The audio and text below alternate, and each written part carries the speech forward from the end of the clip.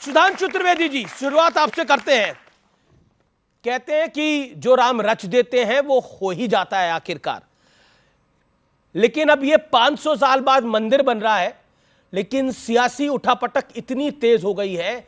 Sam Pitroda विदेश से कह रहे हैं, गांधी परिवार के करीबी, कि उनको देख के बहुत बुरा लग रहा है किस तरह से पूरा देश राम मंदिर पे अटक गया है। देखिए, तो वही हैं जो पुलवामा के बाद बोले थे कि अगर कुछ लोगों ने किया है तो पूरे पाकिस्तान के ऊपर क्यों हम लोगों ने उसको इतना दंड दे दिया, यानी अटैक के बाद। तो वो क्या बोलते हैं वो एक अलग बात है, उसके बारे में वो बताएं। परंतु मैं एक बात बताना चाहता हूँ, श्री राम जन्मभूमि का भव्य मंदिर अब आकार ले रहा है। हम तो बालक के रूप में, मैं आपको बताऊं, बहुत लोगों को नहीं ध्यान होगा, 1984 में सबसे पहले लखनऊ के बेगम अजहत महल पार्क में एक रैली हुई थी जी। उसके बाद अप्रैल 1987 में ताला खुलने के बाद अयोध्या में राम की पैड़ी के ऊपर रैली हुई थी, उसमें बालक के रूप में मैं गया था। तो हम लोग जानते हैं क्या कहते थे? हम लोग ये कहते थे कि रोम रोम में रमा है राम का पवित्र नाम, राम का ललाम धाम कैसे भूल जाएंगे। और जन्मभूमि के लिए अनेक बार दे चुके हैं रक्त, वक्त जो पड़ा तो रक्त और भी चढ़ाएंगे। तो वहां पर कारसेवक इस बलिदान की भावना से गए थे, और उस रैली में जब गीत गवाया गया था, वो भारत के समन सब्सटेंस और भगवान राम के साथ जो संबंध है उसकी वो पंक्ति थी। वो आप लोगों ने सुना होगा ना लाइन, सौगंध राम की खाते हैं हम मंदिर वहीं बनाएंगे। उसमें यह पंक्ति थी, जन जन के मन में राम रमे और प्राण प्राण में सीता है, हर हृदय की धड़कन रामायण, पग पग पर बनी पुनीता है, यदि राम नहीं है श्वासों में तो प्राणों का घट रीता है, यानी खाली है। तो नरनाहर श्री पुरुषोत्तम का हम मंदिर भव्य बनाएंगे, सौगंध राम की खाते हैं हम मंदिर वहीं बनाएंगे, यह गीत था। और आपने एक बात देखी, यह सनातन का स्वर्णिम काल नहीं, यह विश्व के लिए एक स्वर्णिम काल आ रहा। क्यों? अभी प्रधानमंत्री जी क्या बोल रहे थे? बोल सियावर रामचंद्र की जय, यानी भगवान राम के साथ सियावर रामचंद्र की जय बोला जाता है। काशी में क्या बोला जाता है? नमः पार्वती पतये हर हर महादेव।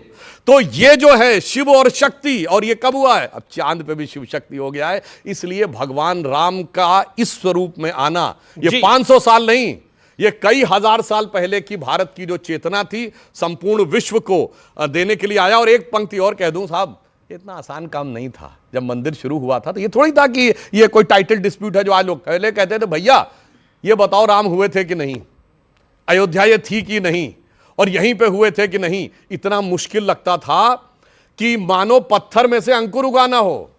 परंतु आज जो दिखाई पड़ा है यह अमृत काल के पहले वर्ष का, यानी अमृत काल का उषा काल है। तो मुझे अटल जी की पंक्ति याद आती है, टूटे हुए तारों से फूटे बासंती स्वर। आज वैसा ही काम है, हम लोगों ने अपने बचपन में देखा, इस जनरेशन को नहीं आइडिया होगा कितना मुश्किल लगता था। टूटे हुए तारों से फूटे बासंती स्वर, मानो पत्थर की छाती में उग आया नव अंकुर, झरे सब पीले पात, कोयल की कुहुक रात, प्राची में अरुणिमा की रेख देख पाता हूं, गीत नया गाता हूं, गीत नया गाता हूं। जी, ये तो गीत नया गा रहे हैं, लेकिन सीताराम येचुरी, जिनके नाम में सीताराम है, उन्हें राम का गीत पसंद नहीं आ रहा। हमने वामपंथियों ने डिसाइड किया, सीताराम येचुरी के पास, comrade Sitaram Yechury general secretary हैं सीपीएम के, अन्य वामपंथी नेताओं के पास बाकायदा एक न्योता आया कि आप आइए और राम मंदिर का ये जो हो रहा है इसमें आप सम्मिलित होइए।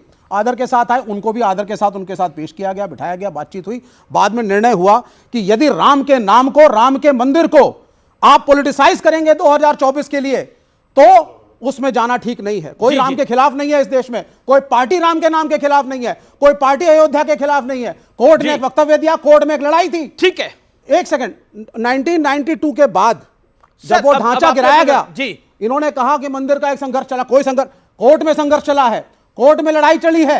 आप अपनी कहानियां बंद करिए। क्या 1992 से लेकर के आज तक श्रेय मिलना गलत है, आपको क्रेडिट मिलना गलत है।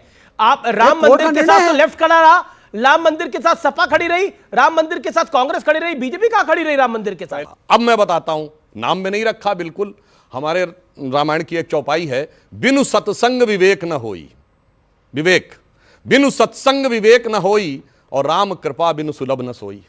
बिना सत्संग के विवेक नहीं जागृत होता, और वो भी राम की कृपा से ही मिलता। अब फैक्ट तो बता देता हूं, विवेक जागृत करने के लिए जब राम मंदिर बन रहा है तो विवेक जानते हैं आपका क्यों जागृत होना चाहिए? जब बाबरी ढांचा था तो भारत का फॉरेन एक्सचेंज रिजर्व कितना था? 1 बिलियन के नीचे। सोना गिरवी, महंगाई प्रचंड, बेरोजगारी प्रचंड, आज नहीं है। रुपए का डिवैल्यूएशन आज नहीं है। आज। अपनी टर्न पे, अपनी अब सुनिए, टर्न पे।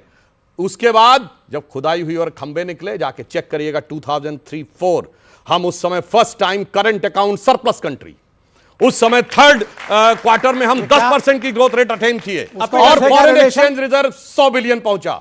और अब जब मंदिर बनने जा रहा है, फॉरेन एक्सचेंज रिजर्व कितना है? 600 बिलियन। मेरा सवाल ये है कि अभी राम मंदिर बन रहा है, क्यों हम राम नाम के नाम पे पॉलिटिक्स ला रहे हैं? क्या हाँ, जो बिल्कुल इतने सारे इंडियंस हैं उनकी भावनाओं को ठेस नहीं पहुंचती? ये अच्छी बात। अब ठीक है, अब ये आप उत्तर देने दीजिए। राजकुमार भाटी को पास आने दीजिए मुझे। राजकुमार भाटी जी, सवाल ये है कि उन बच्ची का जो सवाल है, और सवाल बहुत डायरेक्ट है कि राम मंदिर कोई बीजेपी क्या से जुड़ा हुआ एजेंडा नहीं है।